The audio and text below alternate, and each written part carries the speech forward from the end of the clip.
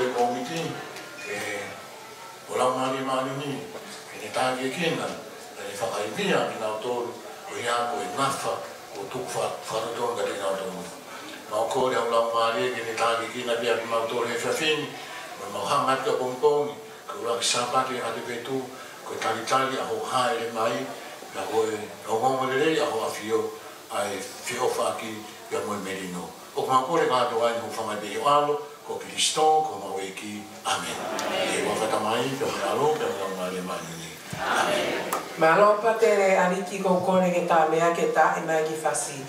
Hula ke hula ka o basi ko nilo. Malo. Malo. Owa.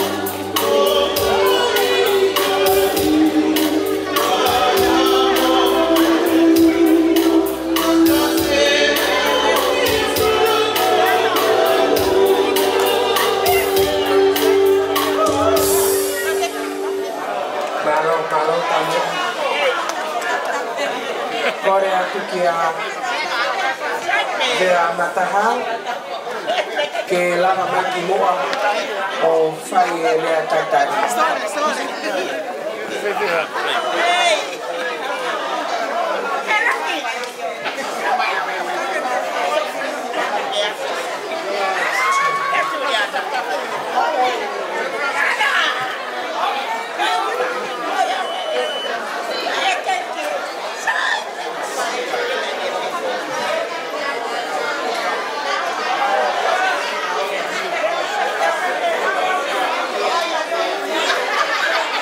Whakahoko atu e ni e taurea tātari e whakahoko atu e rea matahau. Malo. Good evening, ladies and gentlemen, and distinguished guests. What's going on, people? You all look amazing, awesomely brilliant tonight. May I begin by acknowledging the traditional owners and custodians of the lands that we gather here tonight, and pay our respects to elders past, present, and emerging. I also extend acknowledgement to any indigenous people who are here tonight with us. Ka wanga tutuku tapu ilau o sene. O kukei mao peho tau whare. Ahono ngahi Pouturiki. Ai ngahi hai tawani mo nau whi. Tapu mo ka vei koula o langi tau potu. O kua fio he turi mafua o loto tatau. Whatapu ke Pataloni o yaka tutuka torika tonga I he tapa ko toa peo mamani. Ki tā hine prinsesi Angelica Latu Fuipeka tuku aho. Pehea whatapu ke tumtumo kau halauta. Peniska ni wal fotofili. Ko e eiki mautofie a pia ko korista kui lau. I he api ko niuko kai. Hala wei kai tau, paki moi toi. Moho eiki. Whatapu ke tui vai me wahenga whākau halauta.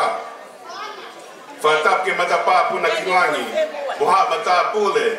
Kai uma a aha tau whanua. Whatapu ke tangata ipa te re. Whata a riki langi moha whalunga tonga. Whatapu ke ti koni Reverend Bokes Makauta. Pehe ke mo whai whekau o United Church Tonga Australia. Reverend Solo. Ta whokitau mo Reverend Fololeni ta whokitau mo ha takilotu. Whatapu ke tahui lahi a whokapāhulu me kau tau hi kotoa. Whatapu ke pure ngawe lahi ke tu paului mo e kau pure ngawe kotoa. O atu e whatapu mawahe ke Palestini o tutuku tāku I lau Katolika Tonga o Australia. Dr. Talia Uria Feaki. Pea koe whakaafi whakalangulangia e tau katoanga I he whiawhini. Kau maano hoa o whaanga mā kotia Feaki. Pe he whoke whatapu ke kau Palestini o ngahi ako tutuku tonga kotoa loto sene. Isa nā ngalo e Palestini au tutuku tāku I lau o Brisbane. Tangata ko puri mawhi. Pa peke Palestini o yako tutuku meripoa ne. Tangata ko kawale o ne. Moi ka mui wholau. Pe au te whatapu I kawa ahi. Maheni ko toa tawa lolo heni. E mauinga e aho he whiawhini. Pea tala mo ka apui mo ngai hao whawhatapua. Ka hula he kaweinga. O koutu watu I hauani. O kou whawhongai atu. Ai Palestini. O ya tutuku Katolika a Palestina ko ila o sene la salo fatai committee executive mo ko to e ka wa ko tutuku ke tari fia ki moto I kai hale ai mo ua kai tuku pe mo ke ka pa te hinga a ho mo no ta mo a ho ni na puri ka ko to ka one He koko pano a kiao ai hivi mo toko ni o lau maare maa o ni o ni. Pea ko te pata hala ko tuu, I he tau sia re rei mai, e kau ngā ko tutuku, pea ke ka inga, whamiri mo ngai maheni ko toa pe, ko mo mea mai. Tunga I whakaafe, pe moi whakahemata, ne whai ati ati ki mautolu. Pia mautai maari mo koloa ia ai he fia fini. Ko maulama mai ke tau, kawe e kātonga fia o e fia fini. Ka koe pola whakatau e mawaku tutuku I loto se ne ni. Tawangi tawau sia e ka veinga mahuinga e aho. Koe aho e fia. Moe pā mamawa I he tā usia. Koe po o e bling bling. Moe ngila wheta paki. Koe whakaamu. Ke tau piki unga mua. I ono pōpoi mo tanu maki ai ngā ue ko pātoro aki mei mua. Pea ke hoko e tau whekawa ki ma whetokoni aki. Ke tupere ki nai a te ofo whani. Moe merino ho tau e ki ka koe pirinisi o e merino I he wheo hini. Ai au tau nofo mo whakaamua I tau whaifononga o ku whai I he mo uini. O ko kore wha more. Ka iai harea ne tō hala pe tō ki toa. Ke hufanga te talamalu e whanua mo lotu. Le vereva whaho haa toa o whātu. Nā longa me na kuhau. Kora peke tā mea ke tā mai whasika mo mea mai o fie e pōni. Tau tātara bege sewe mai tau tena. Nā longa.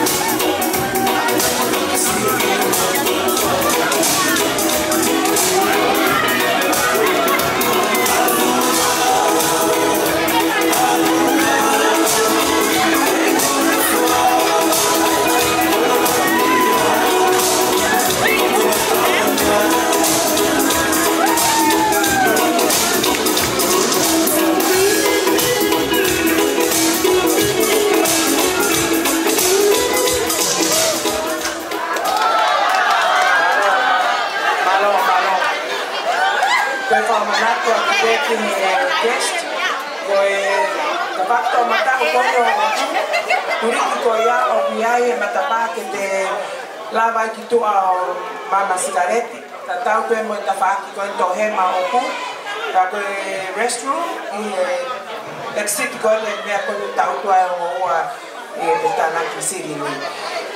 Hokokat be tau o la ta tau ke se mai tau tina. Valo.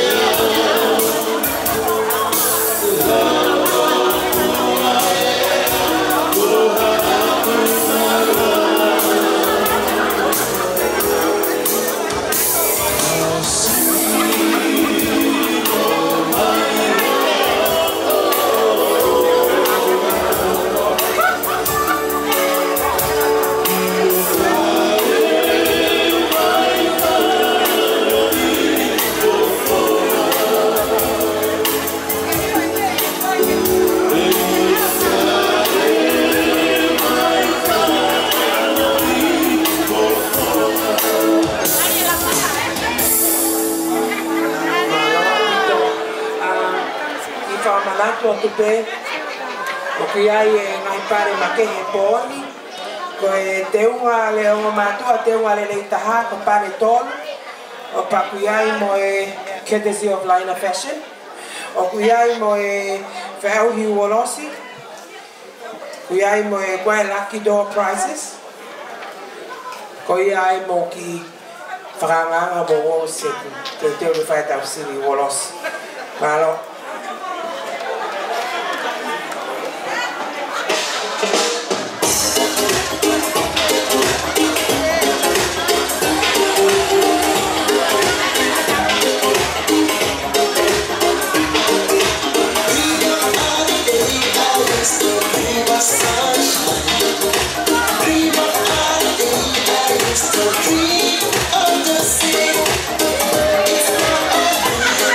Impossible.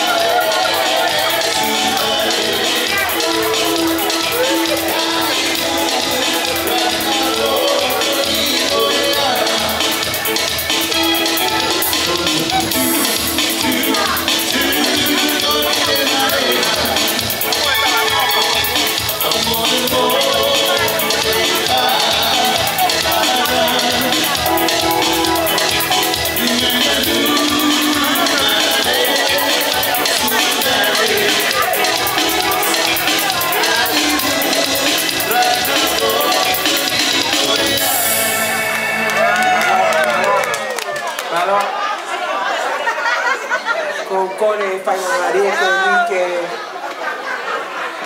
ko mao Maria mai tau ia kai o kone ati he tau langi ki a whoka pahuno ke lava mai o tawhaki e tau betokoni ke a tale vai te pire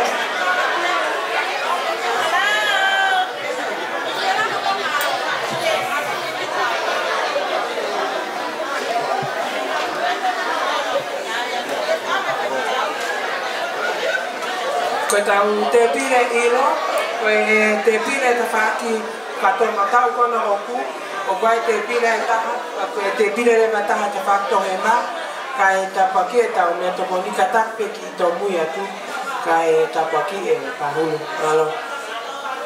Malo mua e si maukoloa.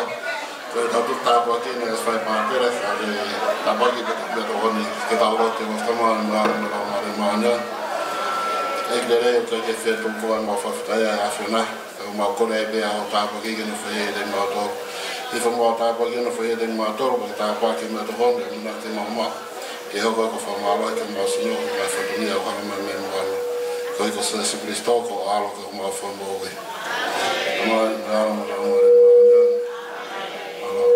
o corea que fa falang langi que a taptata dia oria feaki mo e tau lahi pe ke tikoni mei Melbourne ke mo kataki mai o kamata sere mea kai te pire malo.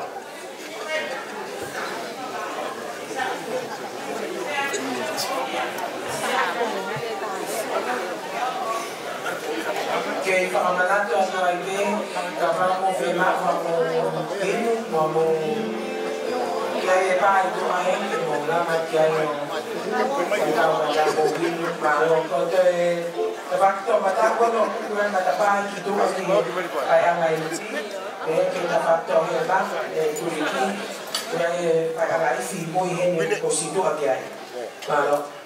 Moma ato moma. O te ngawe. Ko ki mai ko ni hoste me kai e. Aye nai. Aua.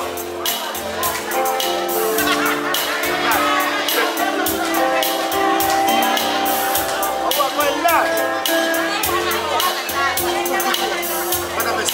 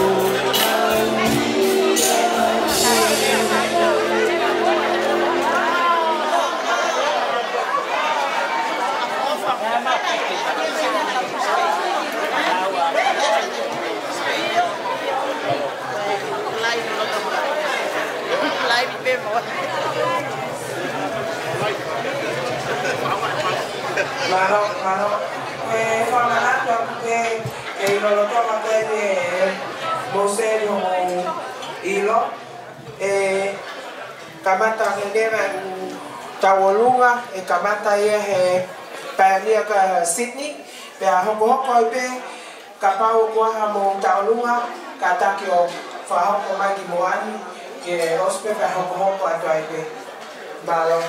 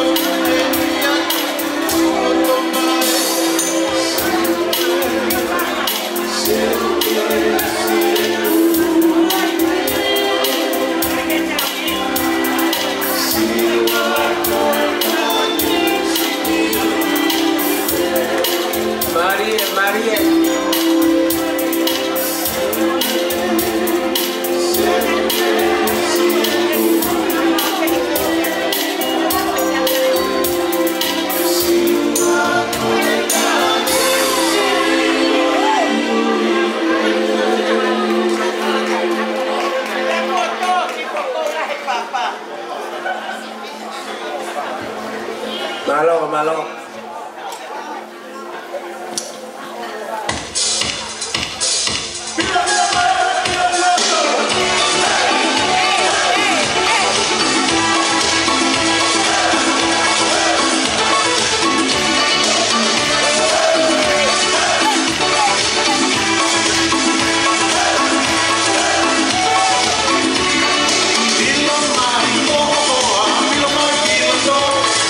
Feel my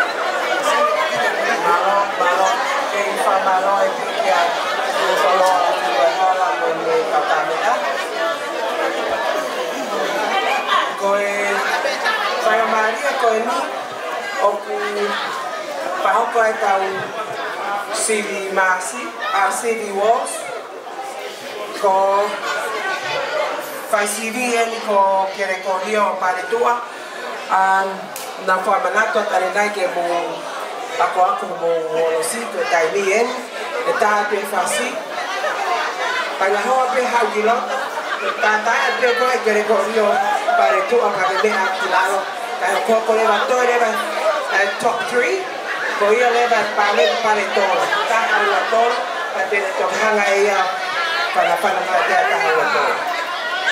Ko e tau mea te taha mai e whasi. Ko kore, more atu. Te ta hoko tu lewa ke prokalama hako hange ko whakahoa atu e MC. Kai taini sini o osi e. Ka ko e kore atu. Tuka pia whapapa ke te mire i mua, ka whapalanga ni. Te ki ka wahi ko tope. Koe whaunga koe ne wolosi e sini wolosi. Te hau pera mo hoa piloto. Ka ko hoa e whine koe tangata. Ona whakaukau e whine koe whine tangata me tangata. Pe tāpe ai whasi. Ka koe whakaironga pe. O atu koe tātai o tua. Koe na ka koe. E ke maha malu o kilalo. Kai rere pe. Hoko pe tāpe ai whasi. Ai koe pare uraki, koe pare ua, koe pare tolu. Ko whotutu he Palestini mo e komiti ngā ue. Ke whoaki he pōna. Ka koe ia ku ato e kore. Taka tunga mo noa, kore peke titei, ta pe ngai pasi, e ka tau kamata pe whakawhana. Ma mahino peko tamua mo ka weinga o e finiko e fia.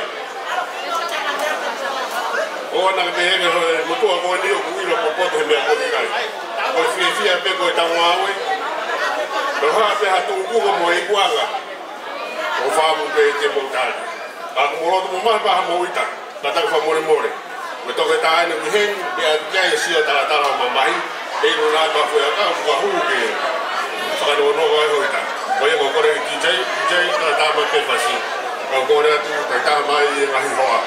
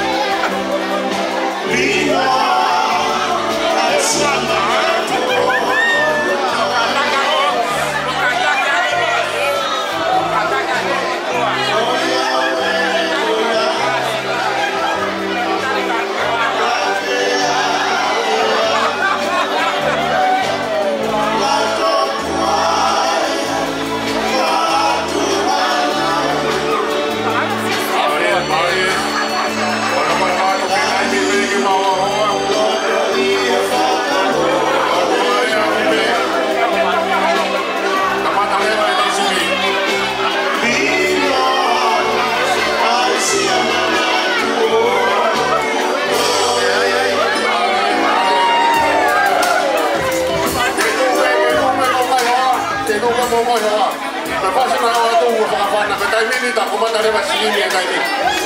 Baru tak era tu. Tak ada tak kau main dulu rumah mau.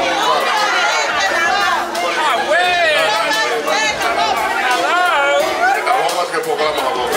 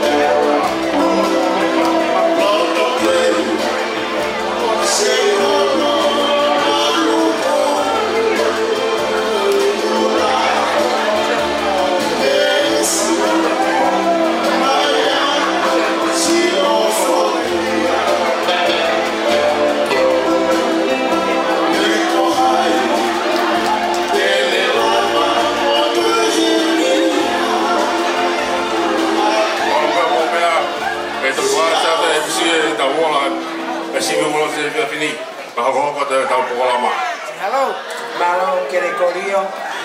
Mo me mai pe ko e pare raki na na o ia e Maria Fenukitau Mone Mari Eva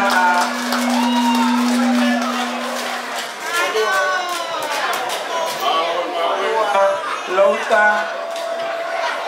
Mafi Pea tole va so sefo Senui Mone Hoa Katako pare ko ye fo ake ave towards the end of our program. Yeah, thank you. Hoka ke taini me utalunga kataki pioneer Sydney o lava Mike Faba Talunga pa hoko reva o gaya talunga heni a Brisbane o talunga St. Joseph Business College.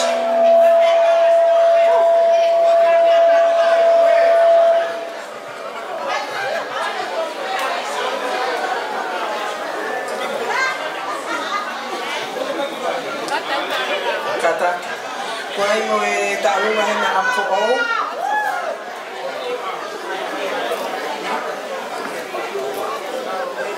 Lunga na sene. Era ya que fui chepa mas. Não botou. Apa era ya. Não. Sama não tahu. Malo habito con cuore perché parlate di categoria quindi foi talunga quindi foi talunga ya kau pioneer aku toa sene foi angata kore ko toa ki kau pioneer aku toa mo kata ki o me apa itu aki buang pai na tau foi talunga mo kata ki ba peta tai mi pa mo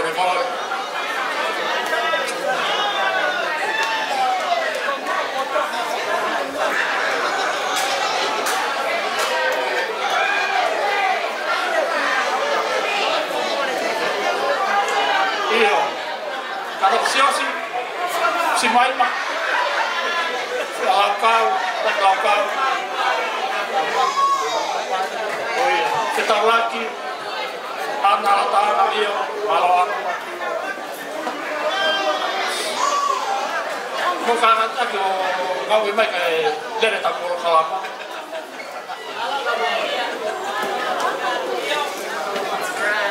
kau tolak ini kau payah dia.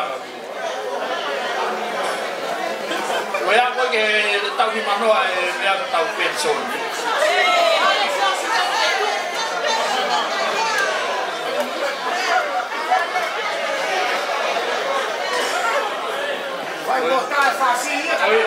Halo, DJ. Mau ke pakai tak? Kemana? Mau.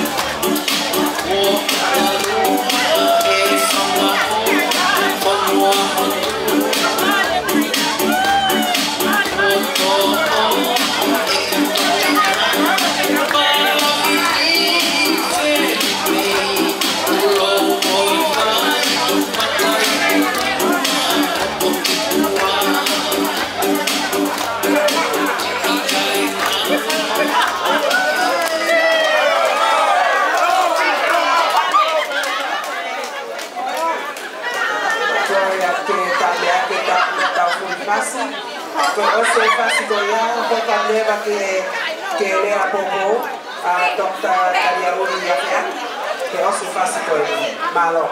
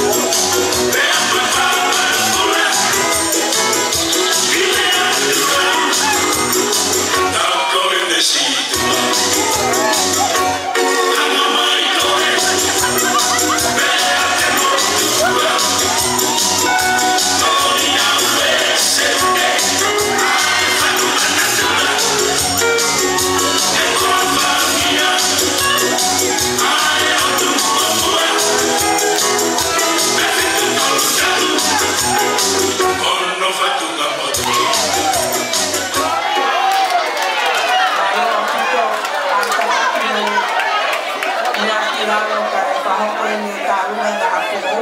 Kahit yan na, pahangok ko may dos, talunga ako. Hokole may talunga fituhi ba Takilau, kaya hokole St. Joseph Business College. Malo. Malo, mafia mari. Babakay kiti Tokita Italiauli. Siya ako tutuku fakatoa Australia ni. Ya, may tempini iti ay championship. Kaya tamo ay final mari ko ni ke fafofomali ako ay Paristenyo ako tutuku afo Daniela Lolo ay may committee. Faham kalau kita lalu apa yang kita harus itu buat fo. Kalau kita betul betul apa yang itu kena ya fo, kita tahu mai. Kita tahu mai. Nama fulang macam ni bapa, oh no fo kalau ada yang bapa. Baru, mau teknik kalau tahap, baru.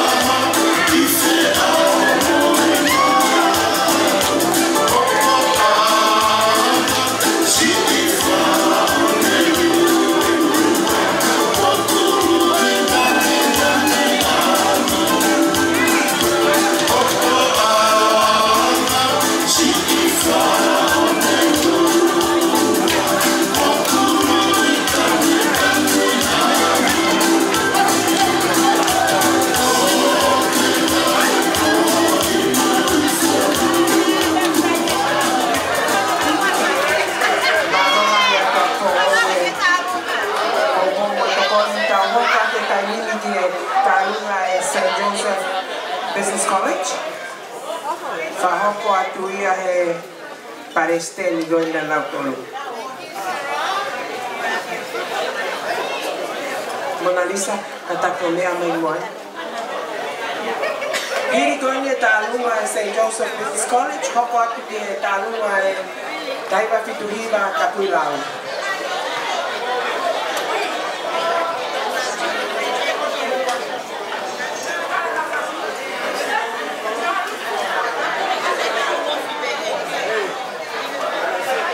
Homo mea.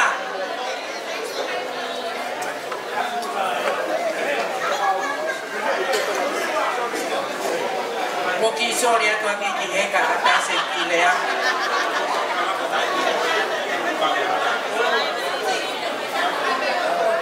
Loko kukona. Koe. Ikoni. Mau. Dari mahe fiafuendi ke faha whakameite ke tokoni ki tāku I lau. Koe hange koe aku ke pea ipa ke he ki he tare ki tau e ko Institut Whakatoa a Katolika. Koe kau ko Institut e dok pai taha. Pai taha ni anau tolu kai iu kai wai. Kau tama koe ko kau pai taha ya. Pea kokole atu oia peo ke omoio ke ova tau ni manoa kita mangani sote pulu ha ole ke hen ke tau koristo Wei ha tola ni manoa koa nau kore pare toat koe sefo o o te ke whaho haho na ke hau whakapare taimin. Iyo. Koe, malo, koe ke paspasi mai moe tala mou koe ni. Toa, maari e. Koe a kore, whamore more, tahini mākoti, malo me ao ke ono whana. Tahini mākoti whamore more, he kai ke mau kamata ka opo ke lama mai ke tau lupa. Kore atu ke mau paspasi mai moe mau ki ne mui tau lupa. Koe mau Palestinieni, heina Londoni, heina i Londoni a Queen Charlotte. Ko pau ke aika kato e kai whakafu. Pea koen tuifu. Pea koen. Mo whakamore more, kuku moho mo ita, mo mai moha mau. Koe mau ki I tek ki neo, koe mau pensoni katoa. Koe ki tola penta hafi, hamo lau ki ai. Paski ai, Sarak Josefo. Koe heu o Jesu Cristo malo.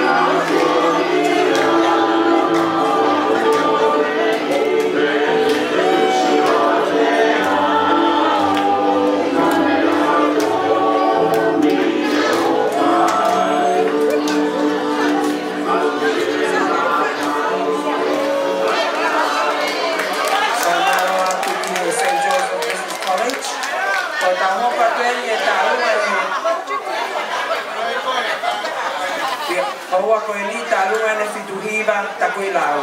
Malo. Kole ke ufangai.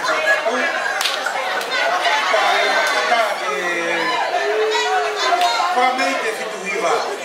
Kole atu ke te pile fituhiba. O me amai kiloto. Pere ametoki, pere kolio pohakau, uri mafi, merecia Lazaro, ko moyo fuafunia. Joseph Wafunia. O mea mai ki roto ki he.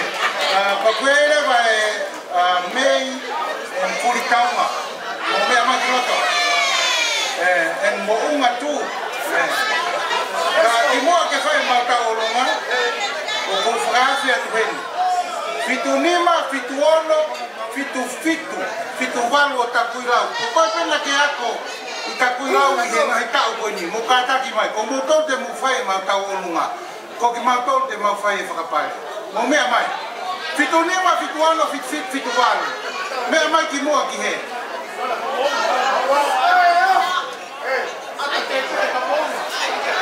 Fitu nima, fitu ono, fitu walu. Kapau ko hasiana koe ko kawhewhine. Mea mai ki mua. Oua ke te kovi. Koe taimi o tau ke te he marae.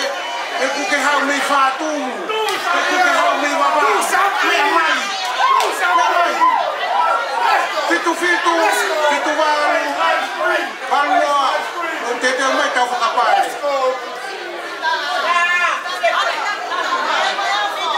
Fitu walu. O me hake ki mua.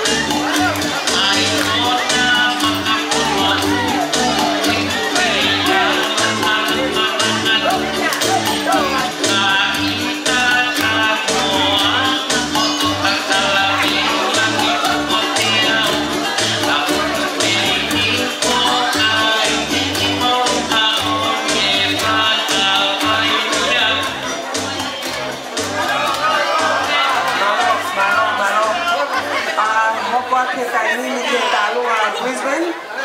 Ko na Maria hoko ni talunga Brisbane Experience.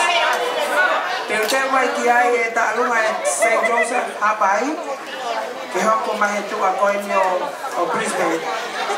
Walo. Oh, terima kasih ada.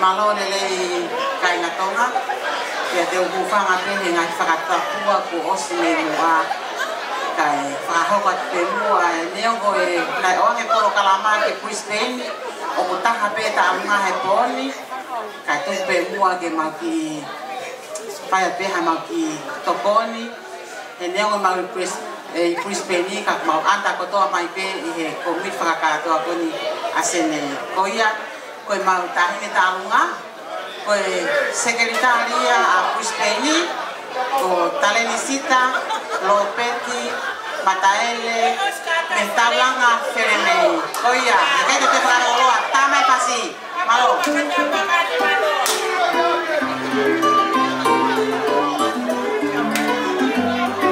He isa e si ki foi whāne lua, ho o ngatua i pe ki lota mua.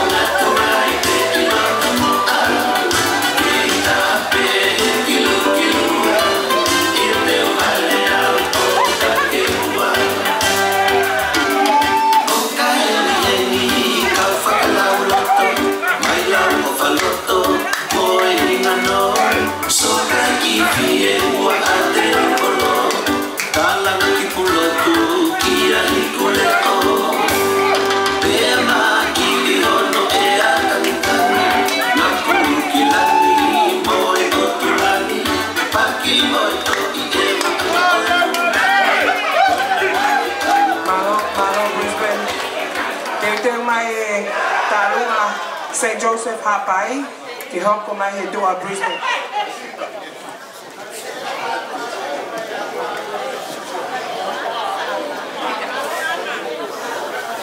Anna, I'm here.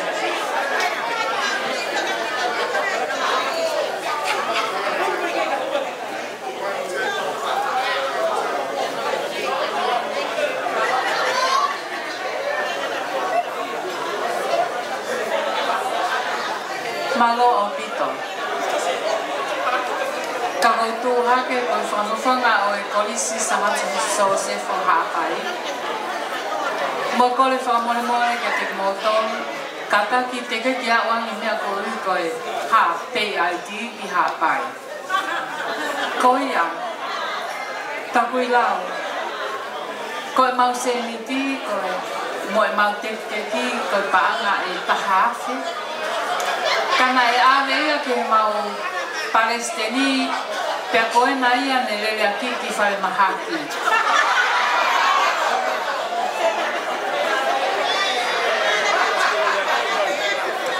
Katak whamoe moe takui lau, whakao atu e mau ofa ma mau pōpo atu.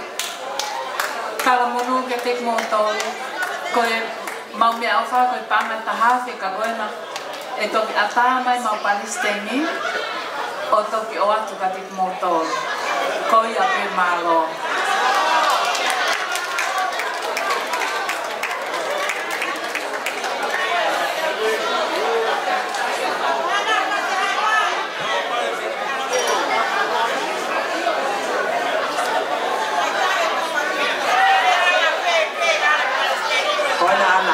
Fasi na alai.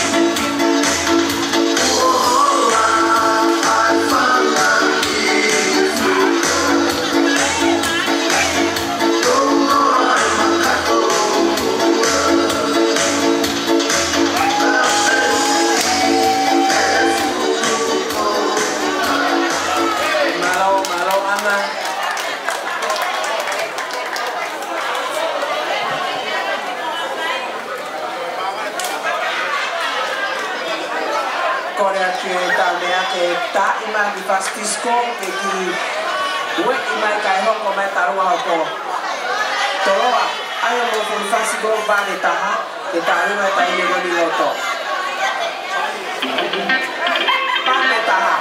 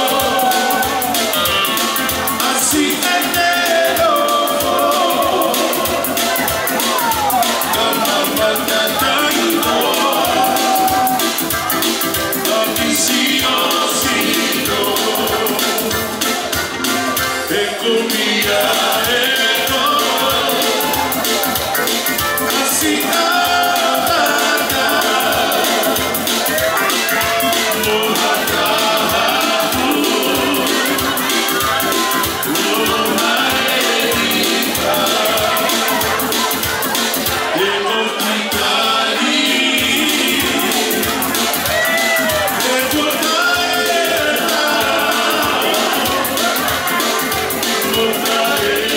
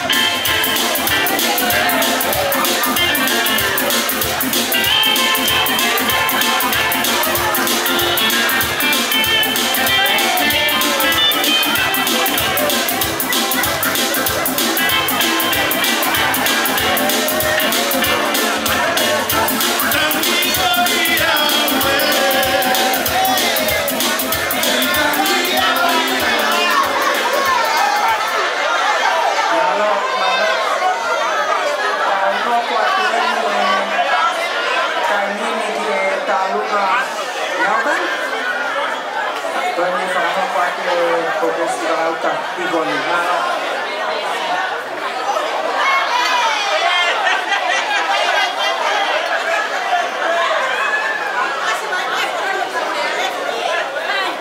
Pamalat tu, masa namanya pamalat di MC.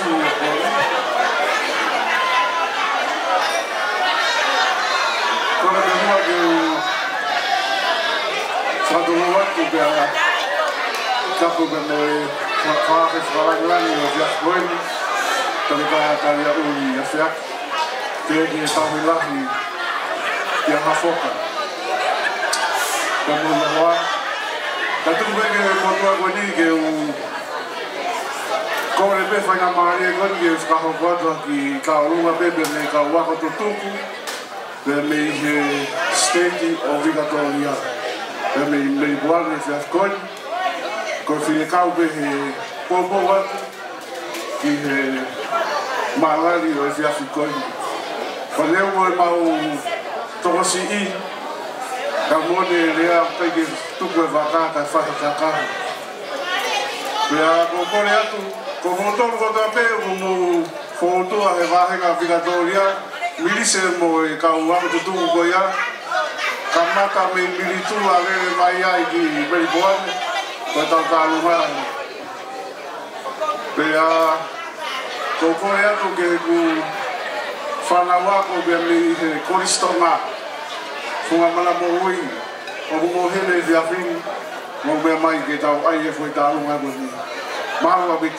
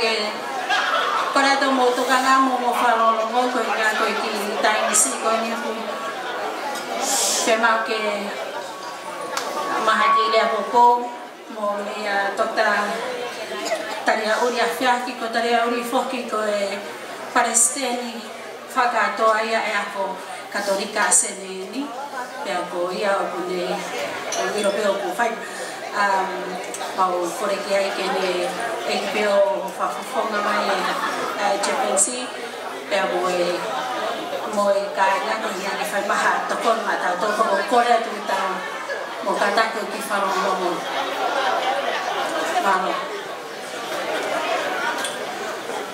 to boy fafita ke to mafi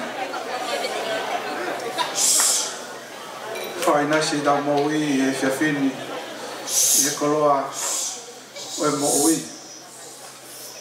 ai tu pe mo ke u ka fata pe mo e ria taritari tal fata po e fonua ga ma si ka kato e fo hoko e vea mata hau ka mata anga e ka to na pe pe fo ki he manatu ofa ki ko hiri pe a mo ngawe lahi ko fai tal mituai e to pe moa ke o fafonga ia tu ai te pere ai siasi pe mo yako katolika e va en Australia tanta ik patere ka ma fo ke ka o maulakanga ko to ape ka palestini ka ma ka maulakanga ngai te pere ke ai ako siasi i he fonwan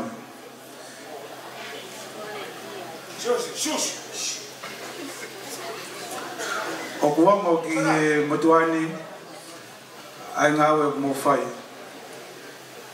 te kai ko hatoki ngawe ni e talo hono tanu maki e tui pe mo ofa pe mo toto ivi i he lotu te toki hoko ai ako tau tai maari me ofa ai siasi o vaka mai i he mama e ako o tau mai ai ke whainga maari e whanua morin kau maa ai ngai whatongia ke o wha apa atu ki e ngai te pire kotoa pe kau tangata eki, kau whine eki kau maa whoke kau aahi kotoa pe ni ngai wahi whanua a mo lava mai e whakailongai a ho mo ofa mai o ngoi ai ngawe ai ako pa me mama o tata mari ai e tahiva fituni mai manato motuani e tau fa osin na motuani a fo pena mawongo ilahi apito ai ma vai tambai sikawako goia me va henga hahake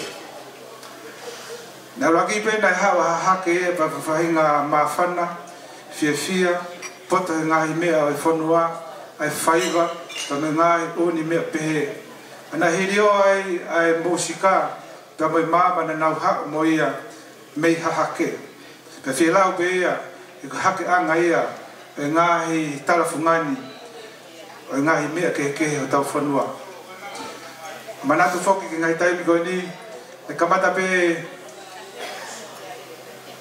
ai misi ai siasi pe bolotu ai matua ke aho e whenga maari ai e whai hanu whakatu ha piaka mawahe ki he wahinga hahake ane manu ia pe ai ngai koka koe ai nai ai kakai na tokoni lahi apito me morini o tui mahawe whakatau kei o historia ka inga me siamane e nau kamata ia ai whakaukau koe ia e hoko atu he kau whirela koe ai Maris ko me pe ulave i he nga hitala ko e historia ko ivi na mau me mori ko loto ia na mau ia tonga nga ha ni foki ke fa no pe wa nga hipore la lahi apito e nga ta mo oi ko to ha mo folo miliona topu ko mau e to mahaki ko ne fa afa to tawa e to tahamano ni mafi topu o lahi taha pe ko tau vahe ngani pe mamari puani O hanga henga i mea ko ni o pore e anga tau mo i e mea lahi au pito. O mea whakato ngai e ngai tata puni ko ia e no fo ko lotu tau mo ui ai. Ka ko mahino ia e toa ko ia e whaingata. O osi e poto e tangata kai ke mau hawhaito. Ka kai ke lava a toi whainga ia pe mōni lewa e lau ko ia o tau tupu anga o tua o tonga o tau tofi a ia. Ko pore whako e aoni o kulahi pe mono ngai uni mea keke ai tau tangata koe ni o hoko mai a wai ai e popou pe mei he talaloto ai taki ko ia e whanuani Archbishop Anthony Fisher i ngai mahena ko heri mono ia ki tau tolu i e Pasifiki o tau kei puke ni maa a ho tau ai kona ko ia o tau identity ko ia ko tonga ko Pasifiki ki tau tolu pe au whakatetua mai e ngā aue ai siasi e whanuani ke tau kei piki tai ho tau ngai tupuanga ka mengai kawenga ko ia tau mo ui e ka kou whiawhia ke whamaro ia e ngā aue mo whai nai langa pe e ngā aue e ngai tau at ki mua lai ne goe a well with day e wafi mawalu whamalo ki a Samitarangi kau whiwhine Luisa Ariamatua vea matahau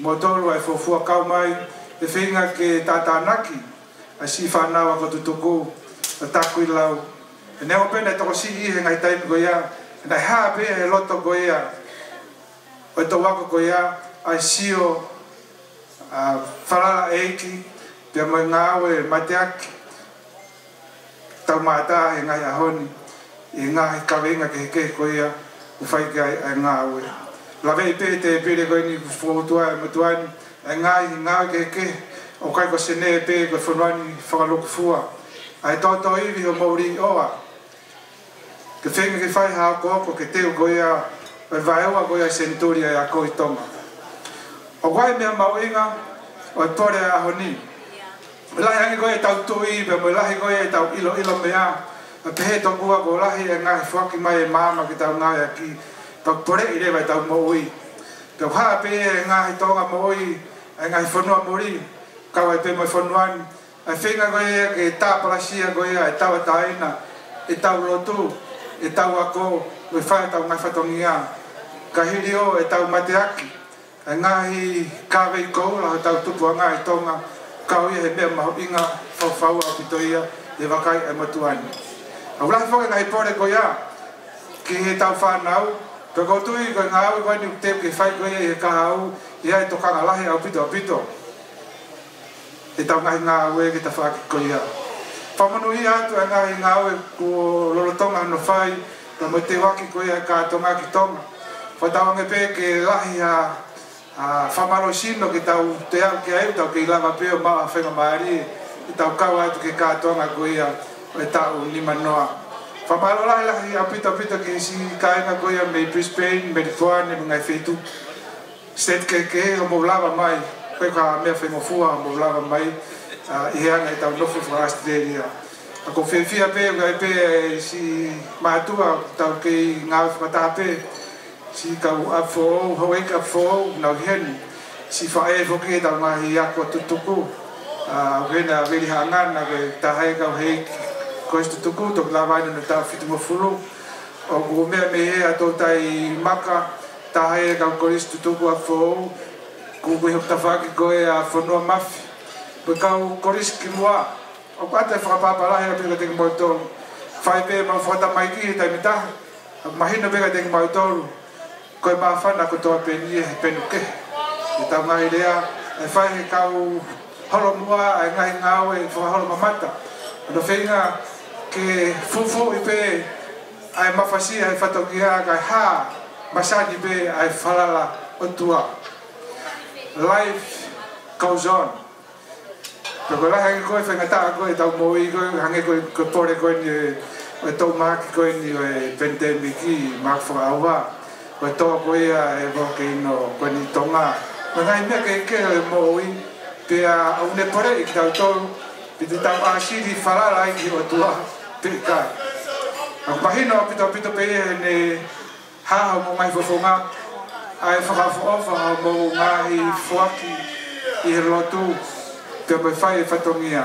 Tau mai a koe tau ngai ngawe koe ni koe ngau pega te tau tolu koe mea koe tau pega tau whai I morini koe ofa koe tau pega ki tonga koe haa no koe ngā koe ngā tau ki whainga maari a ngehen te whai pega ofa ki ngahi mea o whi mau koe I tonga ka tau te whito ki ngahi mea koe ia ki hea ko tutuku Whamarora hea pito ki ngahi komiti ngā au e tāku I lau la sao ka ma ai komiti ngā we ai ngā lahi mo whai ka me ofa lahi ati ki singa I te pere ko tope nā e whakahoko mai e tahine Pataloni Princesi Angelica ai mea ofa mai whakahaton peke motuan ka koe kawa na o mai pe au te ke lau ha ngā we ki ai ka kotui ka whaika maari pe ai komiti ngā we Ke kawa tu ke whenga goni mo whai, ke whawata me awha koni e tahine Pataloni ke te motor. Ka pehe whoki me awha, ke pe, ko tui e toki whaipe halawe ki ai a muiangi ku naga sisi ko ia taimi, e toki whahana whakahoko atu, I he te pire ngā aue, I he ngai taimi ko ia e hoko atu e kaha au. Ko tawange pe, ko kātonga ko ia hoko mai e tau ni manoa, ke whaita pe kina ki motor e ki, ko whakat pe haiwi, Ka mea te pō ki tau nofo peo whalala ki he ki I tau ngai ngā aue pe mo ofa foki. Ka ngā tau whai o ai konai ai ofa. Ofa ki hisi tau whanua ki tonga. Peo mo whalahai te tiki mautong, mai ki minitsi si o mai. Ako koi whamare mori atu lahi pe ngai mea ke e to kange matuan. Ako whanau no pe ko ngai ke haukato mo ngai whiwhia tua ika whai.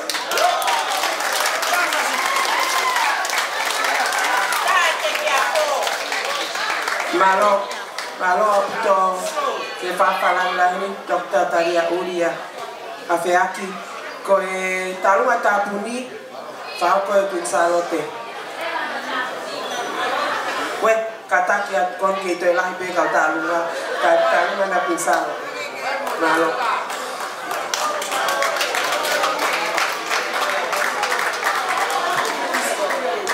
Ko e pe ke Kung whangas koe mua e ngahi tara whakatapu o osi no awhaki e whiwi angani kaya hata mua mai tunga whine mātua e kulisku tupu e kulisku Pinsalote e whakahoko ata ki tālunga mā whana koe ni pea ki mua ia o koe e whawhalahi atu ka te kotoko toa pe ai ka wako tutupu ai kulista kui lau Wai e ofa pe a bene Palestini o e kulisku Pinsalote I seneni.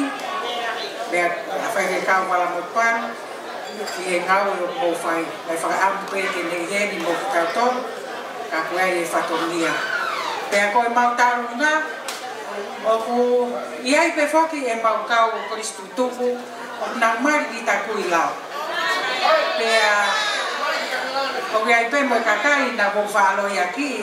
Ai kau kulisku Pinsalote. Pea kore atu ki koe mau toko taha taho runga. Ko kore atu ke awea matahau. Ke kātaki mai. Kore o paspasi e mai mua awea matahau. Ko tahine taulunga ia. Koe ko tamasi taulunga ia. Ai mau kulisku tuku e poni. Koe ko kore atu ki ta mea ke ta mai mua e fasi ka kokore at mauheni ka mau tokon Palestini ngangatu fifita e mo kakaki mai mua o wei mo ka mo ki motor ko tape ai ka kulisku Pinsalote o ku e fareni ko tau talunga heni e ko tu wei mo ka tolo a heni o ku kai fai ha mo talunga mo wo mi mo motor ke tau talunga I pe ko ka te he ke ka tu ko vai Ko kau e siriana ko tope ko tau talunga e ni malo.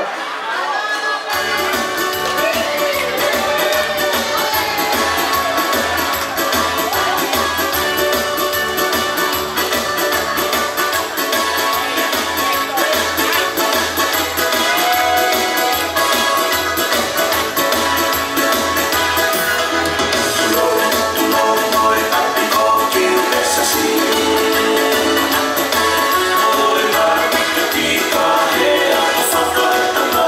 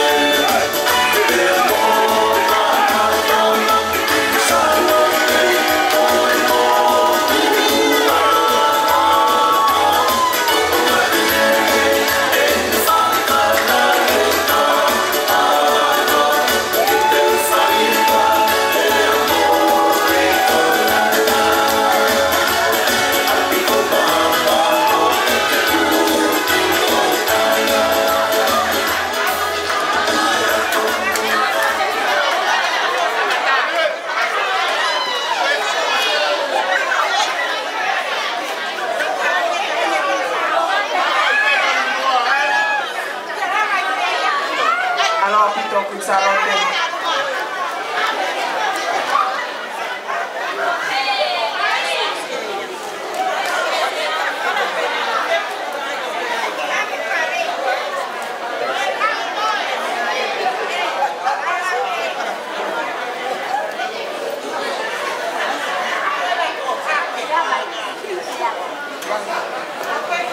Malo lòng Maria people bukan tak kena aku kira lo kau kisah meite kau ya yang mau nufel tadi ke mau tu di tapu dia tak tahu nak boni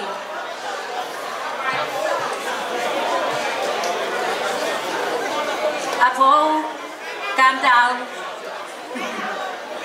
Coi ta luôn mà cái màu phải học cả tu phải mồi mồi đấy. Coi ta hi vào phi tổ nó. Ta kia thì ôi phải mồi leo. Ở cái ai bé màu cao ta luôn ai à màu tổ. Ở cái mũi nãy tôi tao xem tên quan nó cái tao.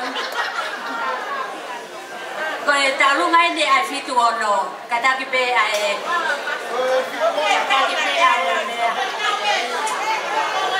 Bokam dami na kaki maulungawa homo talunga saka mole teu homo pare ke o mafra pare ya ko talunga ne fitono ko ko kaka ke motu mai te uya Luisa Kalauta ale motua Sabelina Fonopulo Fifita ko devita tatola se ke mau ko apa pulu itu lahi ko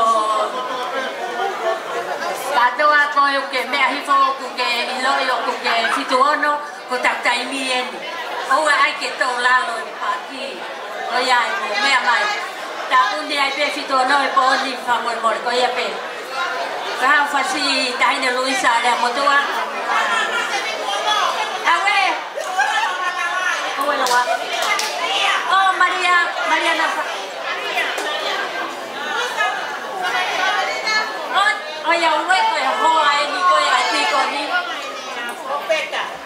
Fituono tai mau ko to pe mo me mai ko.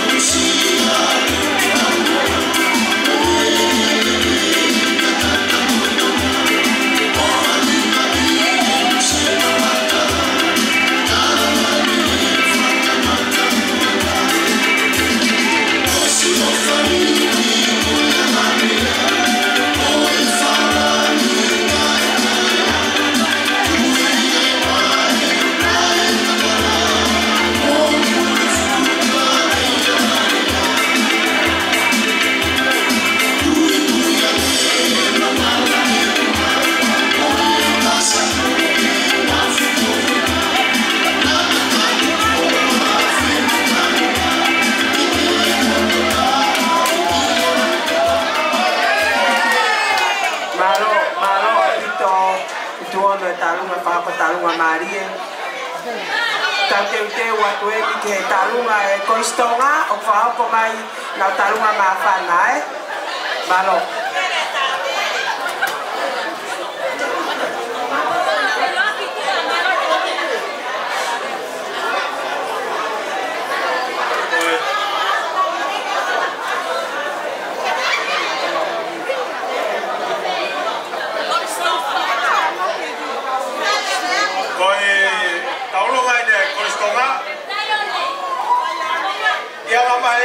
mari ke takui lau. Ko takui lau mari ke koristonga.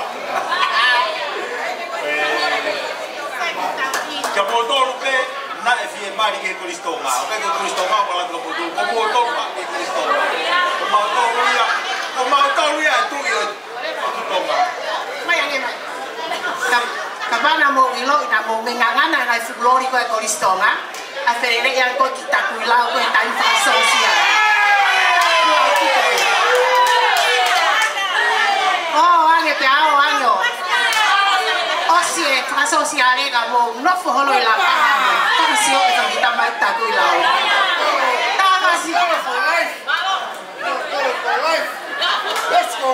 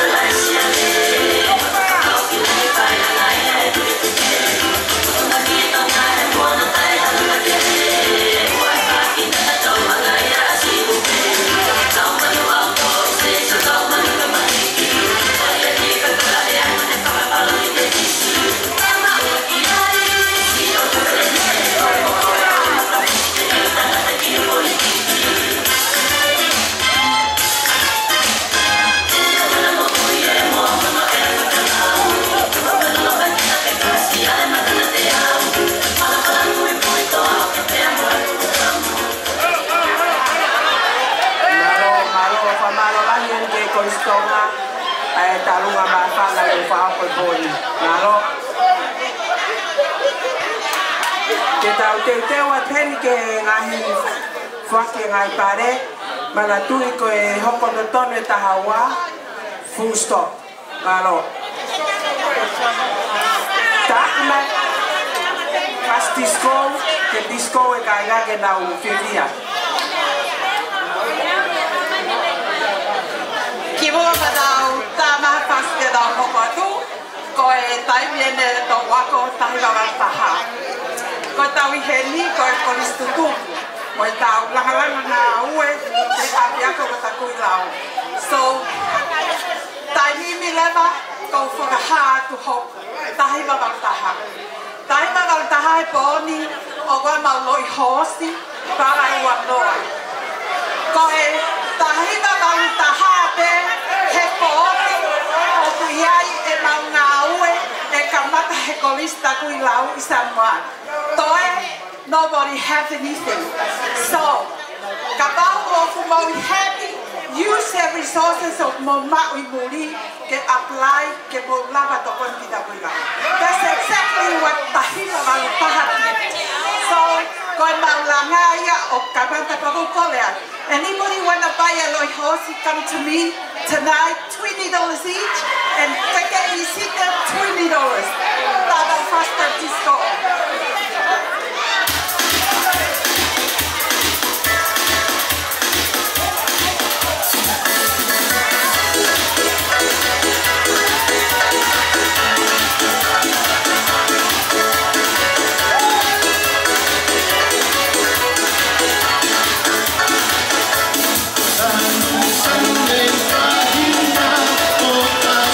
Soy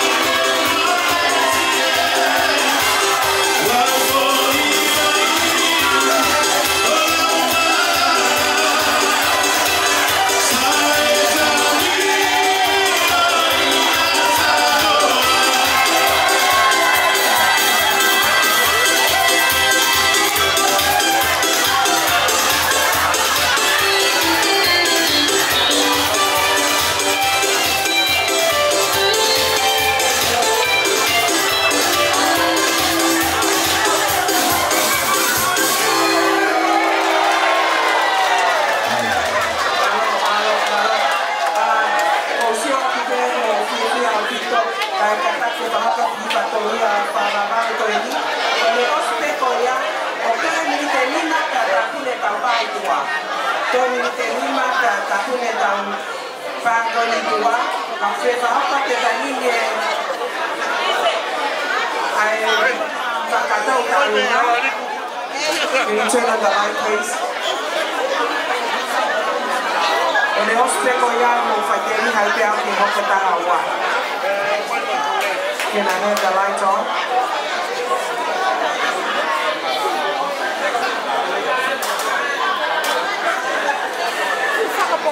Can someone turn on the light?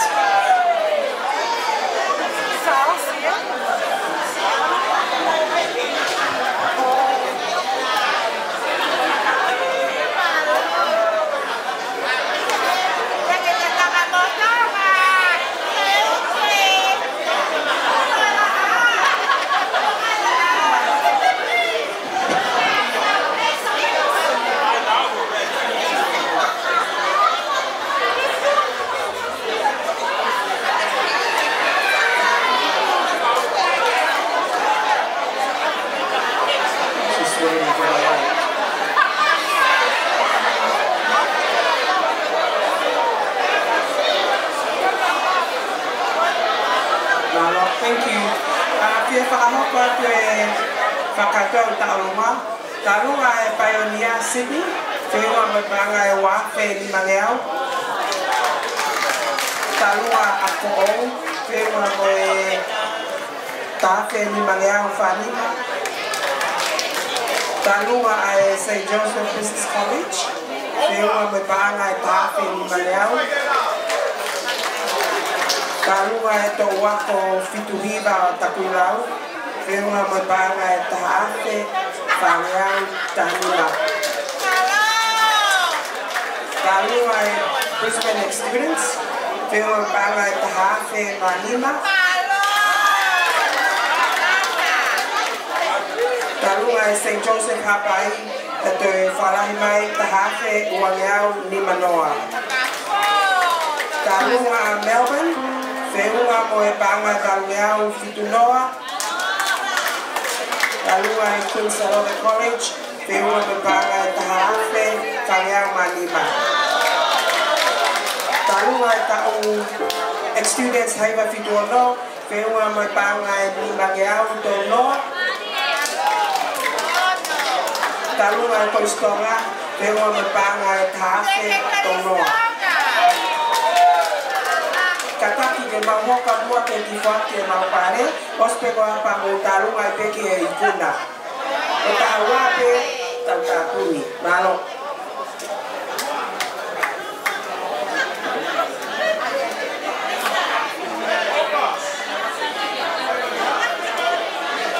E kamata pe mau whaki pare, mehe e walls na e whakahoko mua pale nai ane. Ko e pare, pare waki na mauia e Maria Whenukitau mo ne hoa. Maria mo tāpaka mai mua. Koe ate kāwharana ke mea mai mua o waki. Pare kata.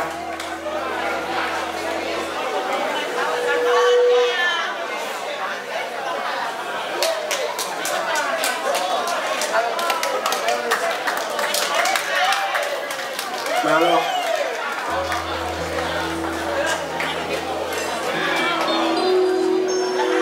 Pare holoa.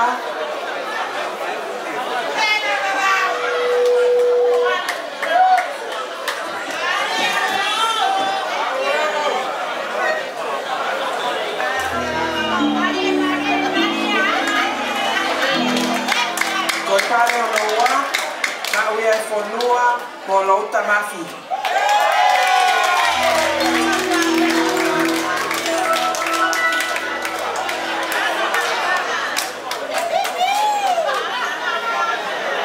Mo tonu, teu mai ka se lui, so se ko se lui mo de hoa.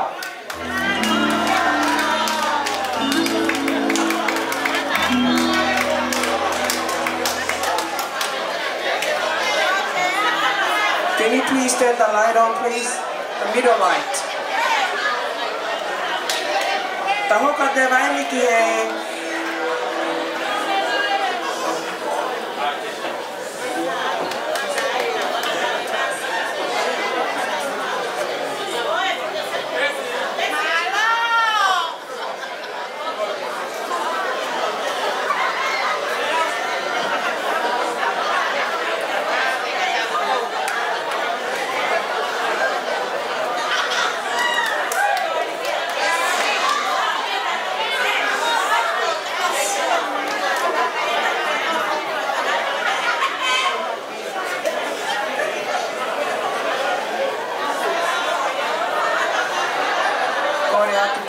awi lahi na waka pahu ke me ala moa wake pare ko ni. Koe pare ko nung hoko koe the best dressed couple of the night. Ka koe pare tolu ki ai courtesy of Life and Fashion. Ka koe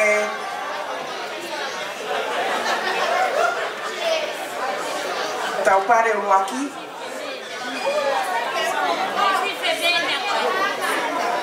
Tau pare uaki koe puretaha mo sote, lanu mata, ke promota e pea takilau, ma uia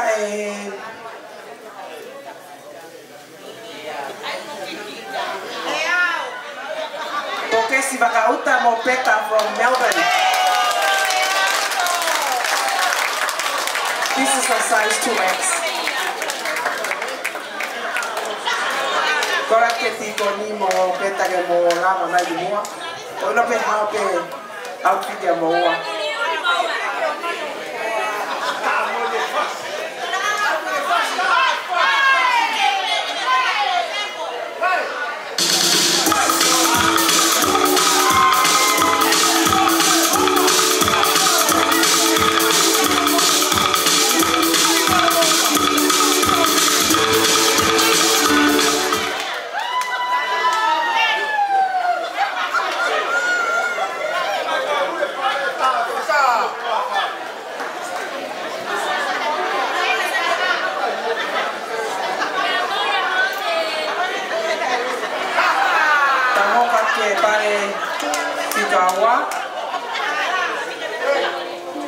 Maria e biri hangana o merehifo o katatai manfas.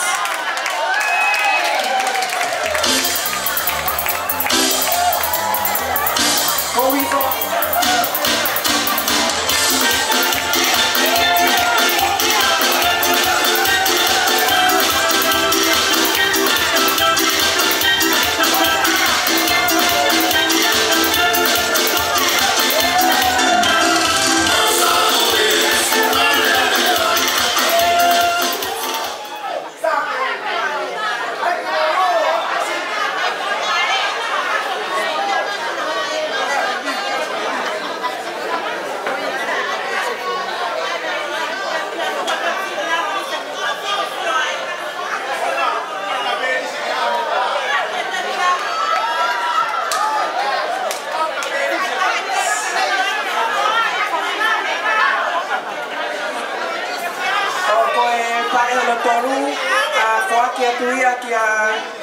Maria Molorie from Brisbane.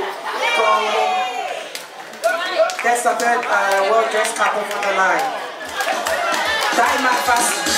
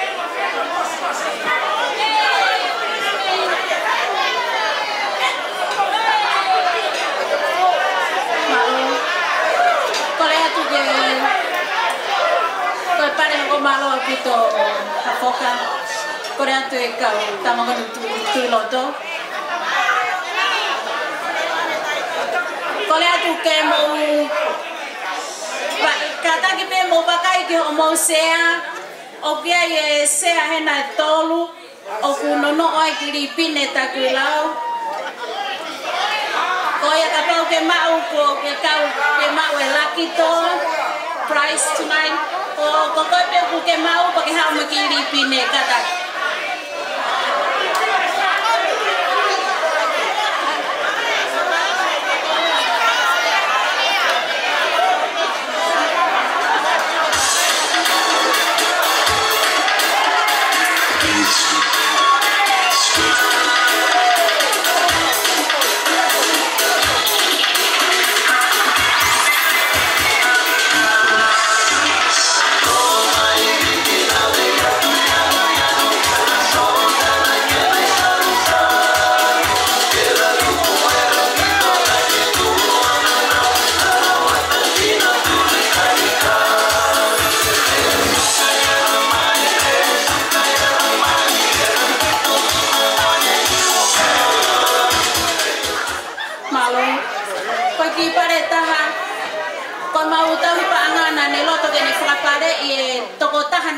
ki to tongi taha ne tikite. Pea ko e to taha ko ia ko kamela hui hui. Kamela hui hui malo pito ho. Kamela. Kata ki mai o mati pare malo ho whakawawame to tongi ho tikite. Koe kore atu. Koe ngahi na kawa koe na e toki o atu o whamai o oua te ke whakaawa he whareni. Koe mea nei tuai toki katake o mea atu moi au to whakaawa he akai mea kai hoko. Koe pare ho noua o kuloto e kai paanga ke ne hanga o whakaparei. Koe toko taha na ne whakatau e tikite lahi taha. Koe tuwha tikite lahi taha. Ai au whoakia ma sosefo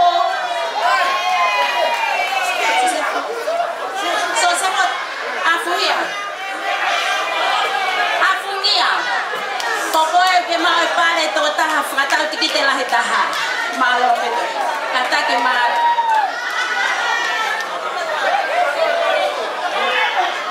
te apea moia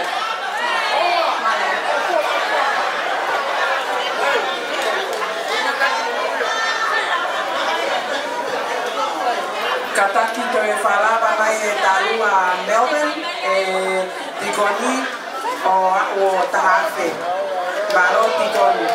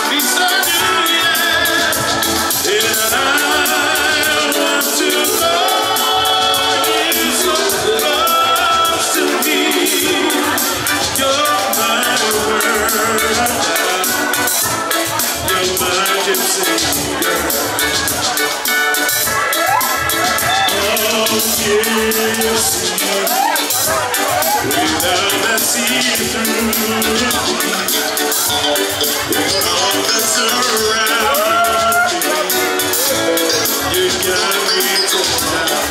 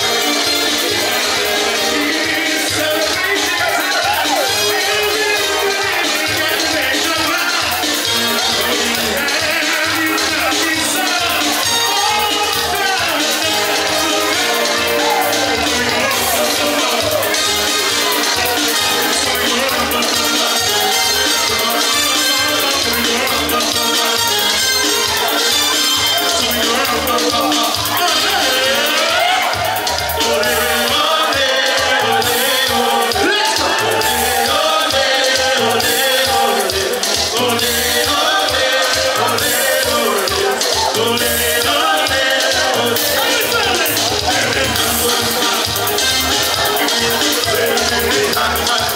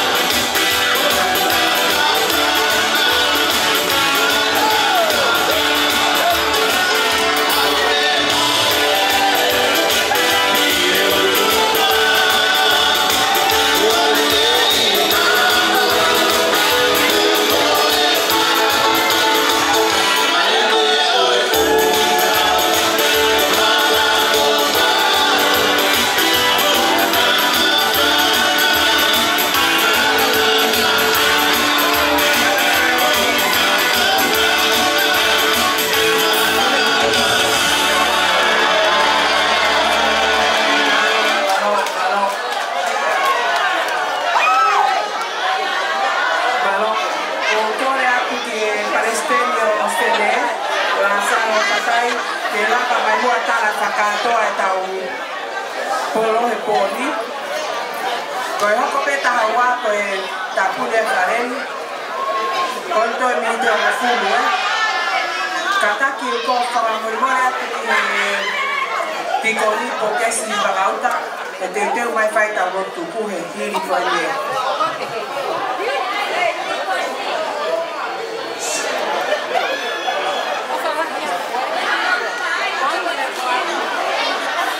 Malo amito.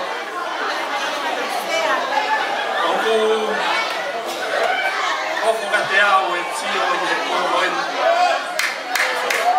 Whakaopa pehe ta mai ki pehe nimpo kai. Kai ke ukiro mo pehe whau. Ka whakaopa pito ni ngai teu ma. Ono teu. Ka whakawia pāpui e te tonu te tai hoa tu pe poro e ukaha ki āma mi teu. Koe te tupe mua ke u kamangmang he tala whakatapu nei kamatanga e tau ngau e koen. Ka tupe mua moku ke u hawate ku whatongia whamalo koen. Ape whamalo ki e kai whatere pe ki e presten e akadutuku i o peke nei he. Whamalo e nga wana taimu ia mai o tari e whauhaa e ki ako tutuku koen. Whamalo koke, whamalo ki e taumi lahi, e ki ngoi pure ngawe lahi. Wapa mai, moa, wao koe.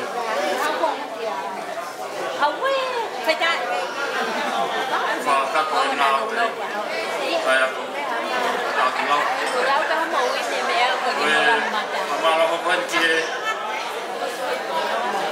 Palestine ngai ako Sias Katolika, Akutuku Katolika,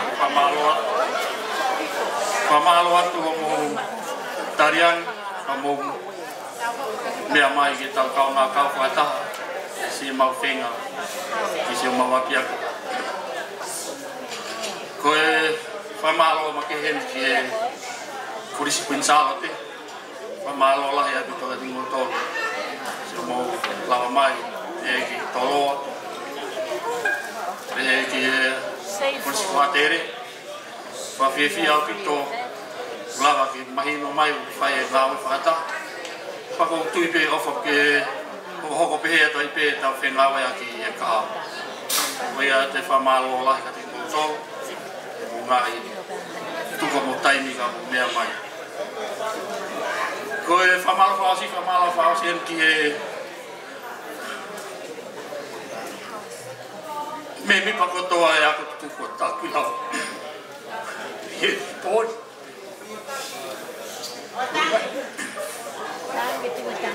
Tau, whenga i tau ni.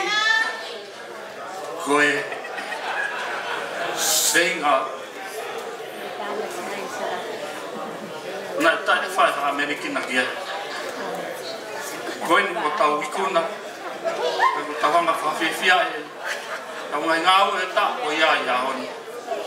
Ko e wate whamalo kia tiki mo tōko tō. Se o mo tuka mo tai, a mo whua. E lawa o whai ake tau ngāu e i tau apia. Ko e whamalo whaospēr ki te whamalo pe ki he tā mea e entertain i au whai tā tole pōni. Whamalo lai a pito. Ka pau pe waha whamalo pe ke a watu kaki motor. O kāraku a whamore ia mea. Ko e tanga pito no whapatongia. Ko e whamore i mea. Ko whangatu pe i e o.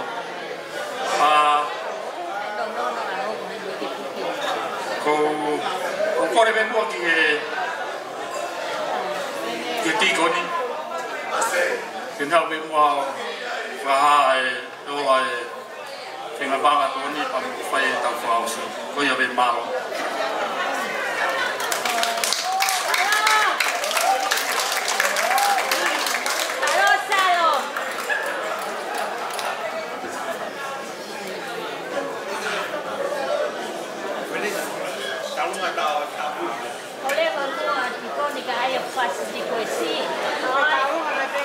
Ka karaka ki mea ni ki ko amoren. Ako kei pa kei ki ma ko pa sai be ko ka ki ko patere a funia.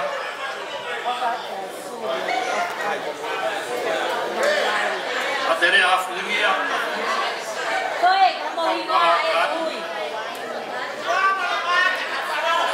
Koe tamsi koe ni. Kutong kyo ala tao mai.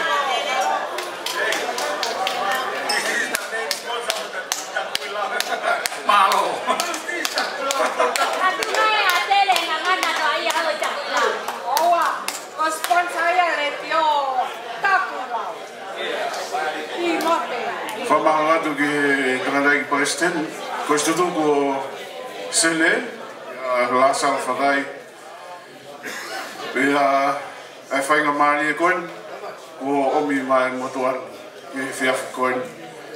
Ki mua penge u whakahatu ai ola, homo ofa i he whiawhini, ko whunga i atu pe ai ofa, pea mei he ope, pea mei he sea, o e komiti whaka mamani lahi, pe ko e global team, ai ko istutu whakahatoa, ata pui lau a ke leto siri pia me Amerika lahi. Pe heke kau Palestini ko tō pe o Lusila, Tonga pia mo a Seriani, tau Palestini ko ni o la salo.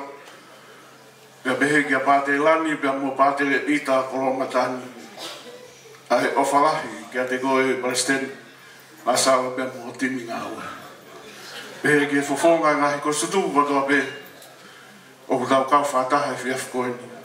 Ahi ako tutuku a o St. Joseph Business College. Mehe ki abi ako Queen Sarah Hotel. Mehe ki Koristonga. Tau kau whatahe whiafu koe ni. Whakawata e ofa ka te modolu. I he nima whaki o mo whahau ko he pō koe ni. Koe ora mo ofa ko mo whaki he pō koe ni. O whiunga ia mo e paanga e whamano. Ono ke au wau noa.